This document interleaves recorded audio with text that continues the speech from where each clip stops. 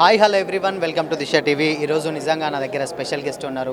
So రీసెంట్గా మనందరికీ తెలిసిందే నిర్బంధం, మాంగళ్యం వంటి యూనిక్ క్లాసికల్ మూవీస్ తీసినటువంటి బండి సరోజ్ కుమార్ నాతో పాటు ఉన్నారు. ఆయన నమస్తే అన్న. ఫస్ట్ ఆఫ్ ఆల్ కంగ్రాచులేషన్స్, పరాక్రమం ట్రైలర్ చాలా బాగుంది. అండ్ ఫస్ట్ ఆఫ్ ఆల్ మాకు వచ్చిన డౌట్ ఏంటంటే బండి సరోజ్ అన్న కుమార్ దాంట్లో ఎప్పుడైనా మాస్ కానీ ఇలాంటి అంటే ఆవేశంగా ఉండే క్యారెక్టర్ ఉంది. ఫస్ట్ టైం చార్లీ చాప్లిన్ లాంటి క్యారెక్టర్ నుంచి వెళ్ళి ఇన్స్పైర్ అయిన తర్వాత ఇలాంటి ఒక క్యారెక్టర్ ప్లే చేస్తాం, ఎలా ఉండబోతుంది? అది 2 డైమెన్షన్స్ ఉంటాయండి. ప్రతి మనిషిలో సత్యబాబు క్యారెక్టర్ పేరు సత్యబాబు ఉంటాడు, లోవరాజు ఉంటాడు. సత్యబాబు నుంచి లోవరాజ్కి అయ్యే ట్రాన్స్ఫర్మేషన్ ఈ సినిమా. సో ప్రతి మనిషిలో ఒక సాఫ్ట్ హార్టెడ్ పర్సన్ ఉంటాడు. తన పరిస్థితుల ప్రభావాల వల్ల ఒక యారగెంట్ ఫీల్గా మారుతాడు. అది ఈ సినిమాలో చూపిస్తుంది. సో ఇంకోటి ఏంటంటే బేసిక్ ఏంటంటే August 22 చిరంజీవి గారి బర్త్డే మనందరికీ తెలిసిందే. బట్ మీరు కూడా ఏంటంటే చిరంజీవి అనేది నాకు ఎమోషన్ అని చెప్పారు. గతంలో ప్రీవియస్గా ఏంటంటే చాలామంది దాన్ని నెగిటివ్గా పోర్ట్రేట్ చేస్తారు. మేము కూడా వచ్చాం లాస్ట్ 2 ఈవెంట్స్లలో. సో ఇప్పుడైనా క్లారిటీ అంటే ఇచ్చారు. బట్ ఏంటి అసలు ఈసారి ఎలా ఉండదు? ఈ క్లారిటీ అర్థం కానివాడు ఎవడన్నా ఉంటే చెప్పాను, మళ్ళీ ఒకటో ఎక్కడి నుంచి స్టార్ట్ చేయాలి జీవితం. వాళ్ళు తగ్గుతారు, వాళ్ళకి మిగతా వాళ్ళు నా ఆడియన్స్ ఎడ్యుకేట్ చేస్తారు. వాళ్ళని కమెంట్స్ పెడితే కమెంట్స్లో ఎడ్యుకేట్ చేస్తారు. సో ఇప్పుడు మాంగళ్యం తీశారు. సో చాలామంది ఏంటంటే మాంగళ్యం 2 ఎప్పుడైనా అడుగుతున్నారు. బట్ మీరు మాత్రం పరాక్రమమే మాంగళ్యం 2 అనుకుంటున్నారు. సో అది ఉంటుందా, లేకపోతే దీని తర్వాత చేసే ప్లాన్స్ ఏమన్నా? మాంగళ్యం స్క్వేర్ ఇది. దొరబాబు చచ్చిపోయాడు, మళ్ళీ బతికిస్తే దాంట్లో కిక్ ఉండదు అనిపించింది. అందుకే లోవరాజుని సత్యబాబుని తీసుకొచ్చాను.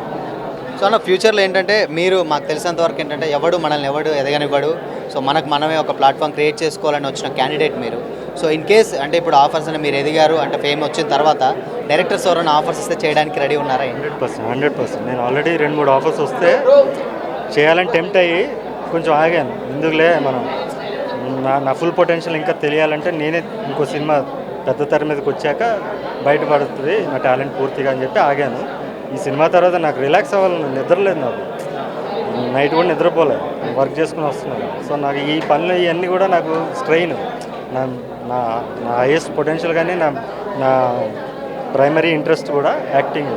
సో డెఫినెట్లీ మంచి దర్శకులు వస్తే డెఫినెట్లీ చేస్తాను. ఆమె డైరెక్టర్స్ యాక్టర్, నేను సరెండర్ అయిపోతాను ఇప్పుడు కూడా డైరెక్టర్. సో డైరెక్షన్ మానేసి యాక్టర్గా కంటిన్యూ అవుతారా? నేను యాక్టర్ అవడానికే డైరెక్షన్ చేశాను. ఇప్పుడు గ్యాప్ తీసుకుని ఎవరైనా చేస్తే చేస్తాను. సంవత్సరానికి ఒక సినిమా మాత్రం ఇలా మల్టీ క్రాఫ్ట్ చేసి నేనే హీరోగా చేస్తాను. సో ఇంకోటి ఏంటంటే ఫైనల్గా ఎస్కేఎన్ గారు బేసిక్గా ఎప్పుడంటే లాస్ట్ టైం పవన్ కళ్యాణ్ గారికి గెలిచి ఒక ఆటో కొనిచ్చారన్నట్టు అది మనందరికీ తెలిసిందే, వైరల్ అయింది. సో కొనిచ్చారు కూడా. ఇప్పుడు మీకు అంటే స్టేజ్ మీదనే అంటే ఒక ఓపెన్ ఆఫర్ ఇచ్చారు. సో ఆయనతోటి ఏంటి అసలు ఏం మాట్లాడారు? మీరు అన్నారట అంటే మనం ఒక సినిమా చేస్తున్నాం అంటే ఈ సినిమా తర్వాత నాకే చాలా సినిమాలు వస్తాయి, దాంట్లో చూస్ చేసుకొని చేస్తారన్నారు. ఆయన ప్రేమతో చెప్పారు, అలా చెప్పలేదు. ఆయన బ్యానర్లో చేయడం అదృష్టం. ఎందుకంటే అలా టేస్ట్ఫుల్ ప్రొడ్యూసర్ ఆయన గురించి చెప్పాను already. So definitely I will be very much interested. అన్కండిషనల్గా ఫ్రీగా వెళ్ళి యాక్ట్ చేసి వస్తాను.